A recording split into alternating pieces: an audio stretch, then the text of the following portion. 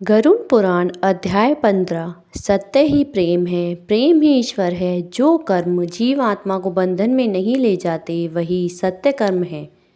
नमस्कार प्यारे भक्तों, ओम नमः शिवाय, हर हर महादेव, जय श्री कृष्णा। आज हम गरुड़ पुराण अध्याय 15 के बारे में बात कर रहे हैं, जो कि गरुड़ पुराण का अंतिम अध्याय है। मुक्ति पाने के उपचार। गरुड़ जी भगवान श्री जी विष्णु जी से कहते हैं, पूछते हैं, हे मुक्ति प्रदान करने वाले सर्वश्रेष्ठ, इस संसार में करोड़ों जीव दिन प्रतिदिन जन्मते और मरते हैं, इसका कोई अंत नहीं है। इस संसार में सभी दुखी ही नजर आते हैं, सुखी कोई भी नहीं। किन उपायों से यह जीव मुक्ति प्राप्त कर सकते हैं, आप बताने की कृपा करें। भगवान विष्णु जी से कहा, हे पक्षी राज, मनुष्य शरीर पाकर जो आत्मा की मुक्ति के बारे में नहीं सोचता, वह मनुष्य का पाप एक ब्राह्मण को वध करने से भी बड़ा है। मनुष्य शरीर के बिना कोई भी प्राणी इस शरीर के महत्व को नहीं जान सकता, इसलिए इस शरीर को सुरक्षित रखकर सत्य कर्म करने अनिवार्य हैं।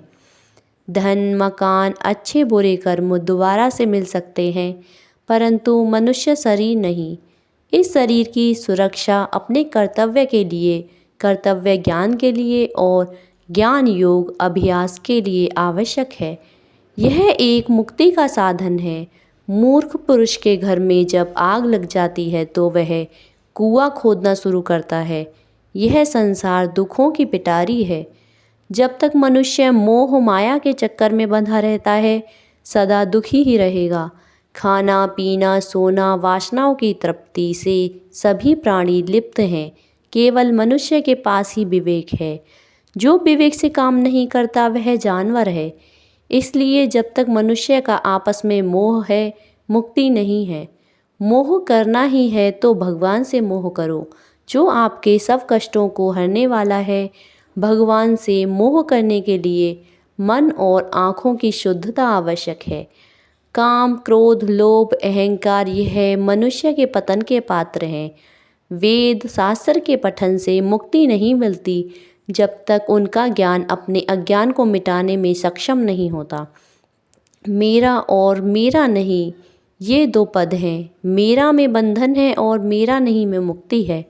इसलिए जो मुक्ति के इच्छुक हैं वह सब बंधनों से को तोड़कर सत्य के साथ नाता जोड़े। सत्य ही प्रेम है, प्रेम ही ईश्वर है। जो कर्म जीव आत्मा को बंधन में नहीं ले जाते वही सत्य कर्म है। निवारण अथवा ब्रह्म की प्राप्ति के लिए मनुष्य जब अपने जीवन के अंतिम चरण में पहुंचता है तो अपनी संसारी इच्छा शक्ति से अलग होकर मन में यह दृढ़ विचार करे, मैं ब्रह्म हूँ, या ओम मंत्र का ध्यान करे। इससे उसके मन की शुद्धि होती है और आध्यात्मिक तेज हो आता है।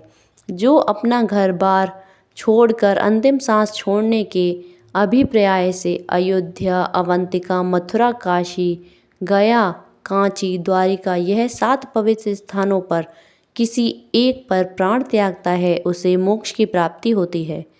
सत्य असत्य को जानने वाले ज्ञानी, सत्यकर्मी, धार्मिक व्रती, कर्तव्य को पालने वाले और मुझ में श्रद्धा रखने वाले सदा मुझे प्रिय लगते हैं। हे पक्षीराज, मैंने सभी सिद्धांत भली प्रकार आपको कहे, और कुछ जानने की इच्छा हो तो कहो।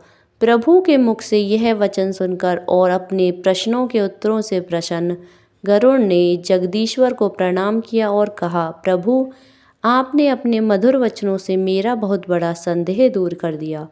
मेरे मन की मलिनता दूर हो गई। इतना कहकर उन्होंने भगवान विष्णु जी से विदा ली और केशव मुनि के आश्रम में चले गए।